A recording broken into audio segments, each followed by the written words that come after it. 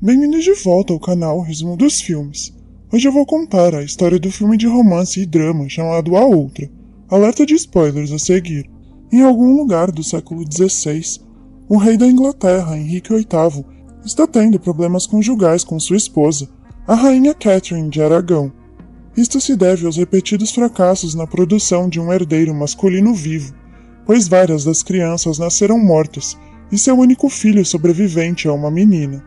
Mas ele ainda precisa de um herdeiro masculino que vai ascender como futuro rei. Em outro lugar, Thomas Bolena está contemplando a beleza das suas filhas com a sua esposa Lady Elizabeth. Thomas recebeu uma oferta da família Carey para casar a sua filha mais velha, Anne, com Guilherme. Thomas se recusa e oferece Maria ao invés disso. Lady Elizabeth questiona esta escolha, já que a filha mais velha geralmente é a primeira a se casar. Thomas explica que Maria é mais gentil e possivelmente a mais bonita das suas filhas. Ele acrescenta que neste mundo é preciso mais do que um coração bondoso e boa aparência para chegar à frente, o que implica que ele tem esperanças mais ambiciosas para Anne. Mais tarde, as festividades estão em andamento, desde que o casamento de Maria Bolena e William Carey está agora começando oficialmente. Anne e George Bolena se reúnem para se encontrar com sua irmã e lhe desejarem boa sorte em seu casamento. Quando as festividades terminam, o Duque de Norfolk, Thomas Howard, e seu cunhado, Thomas Boleyn, inventam uma trama para seduzir o rei da Inglaterra com uma amante, numa tentativa de elevar a posição e a riqueza da sua família. Thomas Boleyn apresenta sua própria filha Anna como candidata a esta sedução indecente, pois tem certeza que o temperamento ambicioso de Anna a torna perfeita para o papel. Mais tarde, Anna é convocada pelo seu tio e pelo seu pai, e ela fica chocada com os planos dos dois. Seu tio lhe assegura que suas perspectivas de casamento não serão arruinadas, já que ser conhecida como a antiga amante do rei teria o efeito contrário, e que em pouco tempo ela estaria casada com um marquês ou um duque no mínimo. Com esta atraente recompensa sendo acenada em seu rosto, a ambiciosa Anna não pôde deixar de concordar. Apesar dos protestos de Lady Elizabeth contra a ideia de usar a sua própria filha para tal esquema, uma visita real acaba sendo organizada. Toda a propriedade tem se preparado prontamente para a visita do rei, então ele chega e é avidamente saudado por Thomas e Elizabeth. Então ele apresenta sua filha Anna ao rei e o rei a cumprimenta calorosamente, brincando que ele teria vindo mais cedo se soubesse que eles tinham uma filha tão bonita. Ao longo dos próximos dias, Anna dá as suas melhores tentativas de seduzir o rei, juntamente com o apoio do seu pai e de todos os demais. Certo dia, Henrique decide ir à caça. Este se torna o evento mais esperado durante a visita do rei, e neste dia, Anne se sente confiante sobre sua capacidade de seduzi-lo. Antes do início da caçada, o rei Henrique vê Anne montando um cavalo e pergunta com quem ela montaria, pois as damas não são conhecidas por cavalgarem sozinhas. Ele também se pergunta em voz alta como ela se manteria montada sem um homem a quem se agarrar. Anne provocativamente responde que ela se manterá montada usando suas próprias coxas. Quando o dia está chegando ao fim e o grupo de caça ainda não voltou, Thomas começa a ficar muito preocupado. Momentos depois, o criado da família Bolena, Stanford, relata que o rei Henrique foi ferido depois de seguir Anne e cair. Quando o rei desperta em seguida, ele encontra Mary cuidando das suas feridas. Ele é imediatamente capturado pela sua beleza e se pergunta por que seu marido não viria à corte. Então ela explica que ela e seu marido desejam uma vida no campo. Após esse encontro inicial, o rei convoca Mary e Anna à corte para serem damas de cerimônia. Isto desilude Mary, que não quer fazer parte desse tipo de vida. Quanto a Anne, ela está muito aborrecida com a sua irmã e sente que ela lhe roubou a oportunidade. Mary ainda tenta recusar, mas o seu próprio marido quer aproveitar a oportunidade, porque também a ele foi oferecida uma alta posição. Anne e Mary são apresentadas à rainha como suas novas damas de companhia, mas a rainha está ferida, sabendo muito bem que a única razão pela qual o rei escolheria duas jovens e belas servas para ela é para que ele pudesse ficar próximo delas. Depois de se sentir envergonhada pela rainha Catherine, Mary parte com Jenny Parker seguindo-a, e ela pede desculpas pelo comportamento da rainha, e lhe assegura que ela é uma pessoa amável. Naquela primeira noite, todos se reúnem no salão do palácio para uma festa. George e Anne falam sobre Jenny Parker, a quem George despreza. Ao mesmo tempo, Anne fica de olho em Henry Percy, que já está decidido a se casar com outra pessoa. Enquanto isso, o rei entra na sala e vai direto na direção de Mary. Ele sussurra as palavras esta noite. Então Anne acaba ajudando Mary a dormir com o rei Henrique. Mary diz a Anne que deveria ser ela em seu lugar, e Anne diz a ela para não se preocupar, pois ela tem os seus próprios planos. Mary vai diretamente para os aposentos da cama do rei e eles se conhecem. O rei compartilha que ele também sabe como é ser ofuscado por um irmão mais velho. Ouvir isto surpreende Mary, pois ela não esperava que o rei fosse tão perspicaz. Isto deixa Mary à vontade e os dois fazem amor. Na manhã seguinte, Mary sai da sala para ver Stanford esperando por ela. Ele a leva para uma sala onde tanto seus pais quanto seu tio estão esperando. Seu tio pede um relatório de como foi, e vendo que tudo correu bem, os conspiradores passam para a próxima fase do plano. Eles querem que o rei continue desejando Mary, na esperança de produzir com ela um herdeiro masculino. Isso garantiria que o futuro rei da Inglaterra fosse um Boleyn. O caso de Mary com o rei Henrique continua, enquanto a trama de Anna começa a dar frutos. Ela se casou com Henrique Percy, o mais rico proprietário de terras da Inglaterra. Mas casou sem o conhecimento de ninguém. Ela conta isso a seu irmão George, e ele relata isso a Mary. Ela percebe que isso não vai acabar bem para Anne, já que Henry estava noivo de outra pessoa. E sendo um nobre senhor, somente o rei pode decidir com quem ele pode se casar. Preocupada com a segurança e reputação da sua irmã, Mary decide contar ao pai delas. Thomas Howard e Thomas Boleyn estão ambos desapontados com Anna pelo que ela fez, uma vez que isso também pode atrapalhar os seus planos com o rei. Howard decide exilá-la para a França, onde ela seria uma criada da rainha francesa. Lady Elizabeth consola Anna, pedindo que ela aproveite esta oportunidade para aprender. Ela explica isto como uma maneira de conseguir o que quiser, permitindo que os homens acreditem que estão no comando. Não leva muito tempo até que Mary fique grávida do bebê do rei. Ele até mesmo começa a desfilar com ela, contente com a perspectiva de ter um filho. Com isso, a família Boleyn recebe novas doações e propriedades, juntamente com o dinheiro para saldar as suas dívidas. Além disso, esta chuva de presentes também inclui um casamento arranjado entre George e Jane Parker.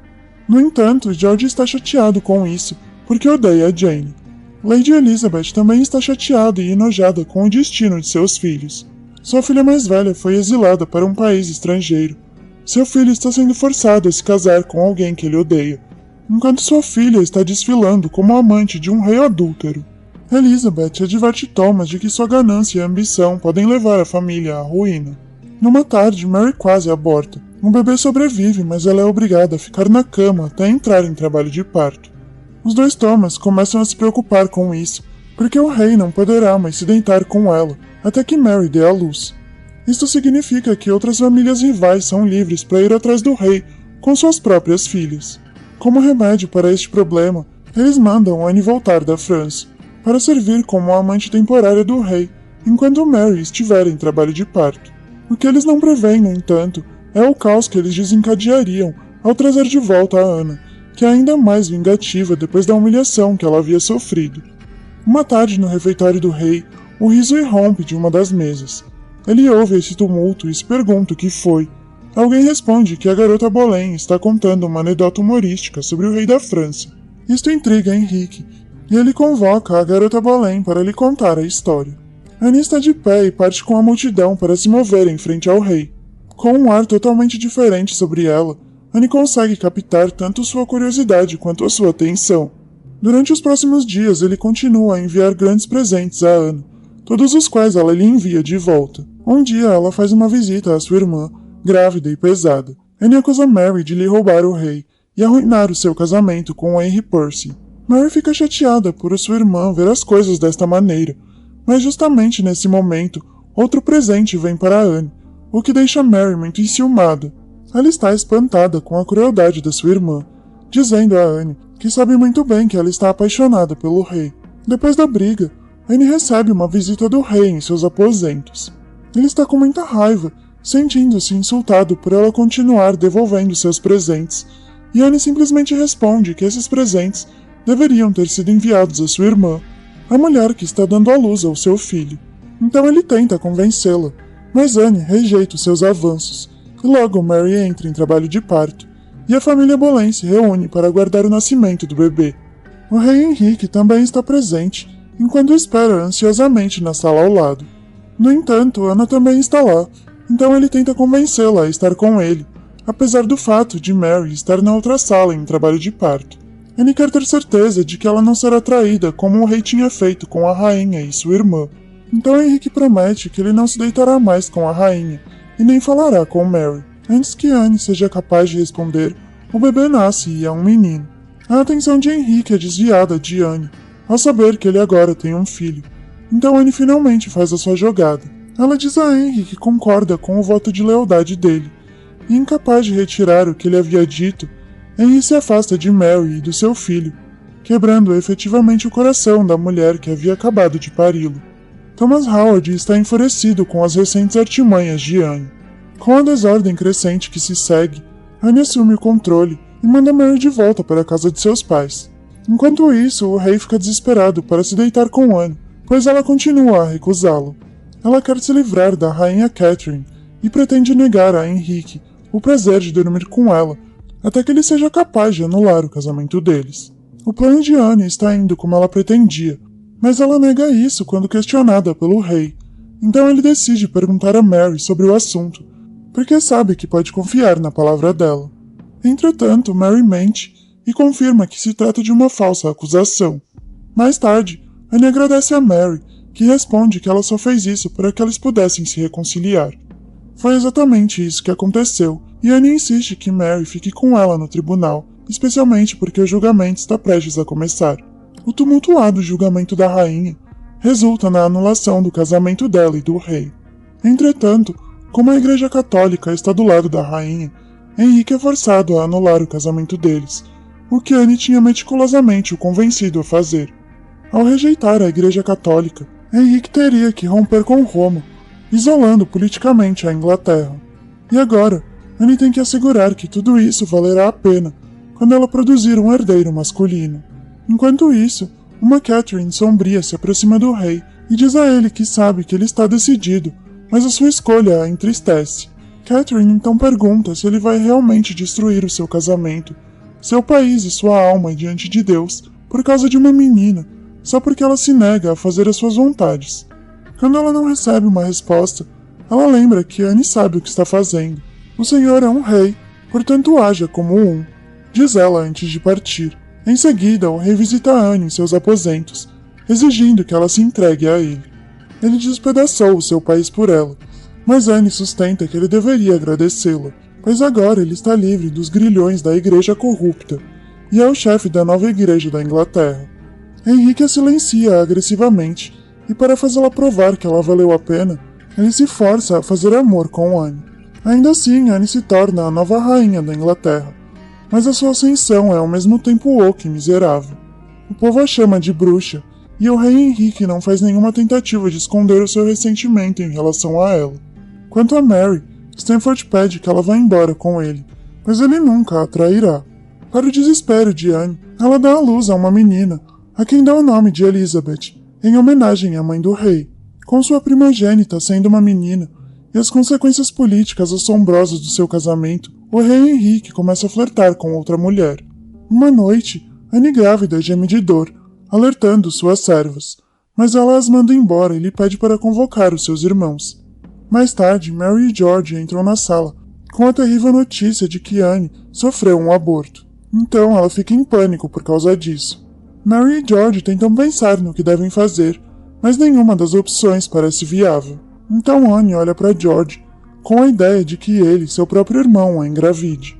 Revoltada, Mary deixa a sala, e no dia seguinte ela deixa a corte do rei de uma vez por todas.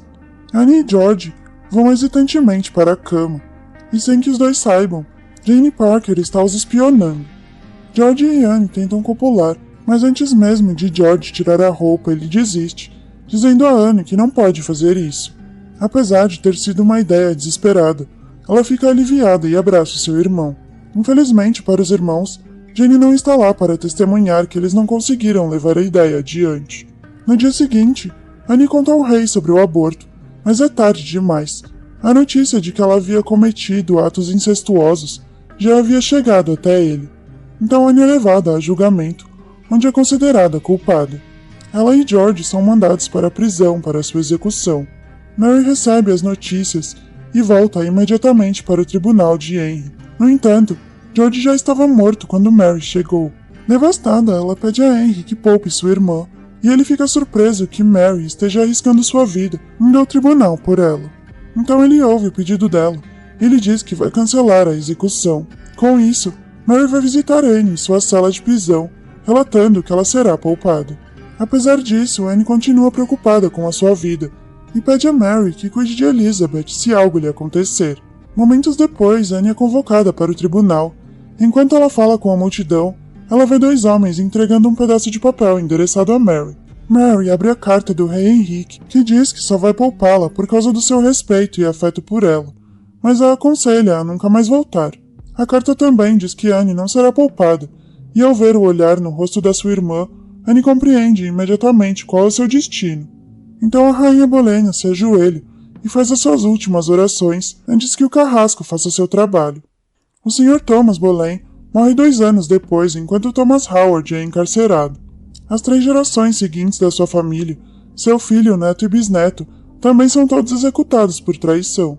Quanto a Mary, ela se casa com Stanford e vive feliz com ele e longe da corte pelo resto da sua vida. A decisão de Henry de cortar os laços com a Igreja Católica mudou para sempre a história da Inglaterra. Mas todos os seus medos de deixar a Inglaterra sem o forte sucessor revelam-se infundados. Ele deixou um herdeiro que deve conduzir o país a uma próspera era dourada. Mas não foi o menino que ele desejava, e sim a forte garota ruiva que Anne lhe deu e se tornou a famosa Rainha Elizabeth I. Obrigado por assistir. Não se esqueça de se inscrever e deixar o seu like.